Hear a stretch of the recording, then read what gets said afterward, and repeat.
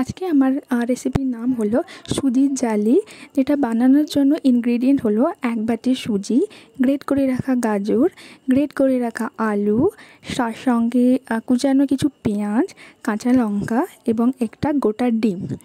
এবং তার সঙ্গে সামান্য মশলা হিসাবে আমি ব্যবহার করেছি কিছু পরিমাণ জিরে গুঁড়ো। ফার্স্টে আমি সুজিটাকে 1 বাটি সুজি 1 বাটি জল সহযোগে মিক্সিতে ব্লেন্ড করে নিয়েছি। দেন সুজির মধ্যে বিভিন্ন রকম ইনগ্রিডিয়েন্ট যেমন হচ্ছে যে গাজর, আলু, ডিম এবং কাঁচা লঙ্কা, পেঁয়াজ সহকারে সঙ্গে নুন এবং জিরে গুঁড়ো দিয়ে ভালো করে মিক্সারটা তৈরি করে নিয়েছি। আমি এইটা খাবারটি সুজির জালি একটি কার্বোহাইড্রেট, প্রোটিন, ফ্যাট সমৃদ্ধ খাবার, যেটা বাচ্চাদের ক্ষেত্রে অবভিয়াসলি হেলদি এবং টেস্টি একটা রেসিপি হয়ে উঠবে।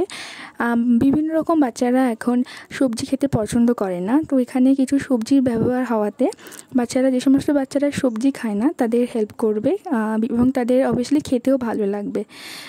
তো আর এটা যেহেতু কার্বোহাইড্রেট আর এখানে প্রোটিন সোর্স হিসাবে আমি এখানে ব্যবহার করেছি ডিম এবং কিছু পরিমাণ ফ্যাটস, যেটা তেল দিয়ে, সামান্য তেল দিয়ে ভাজা হয়েছে, গরম তাওয়াতে সেঁকে পরিবেশন করা হয়েছে।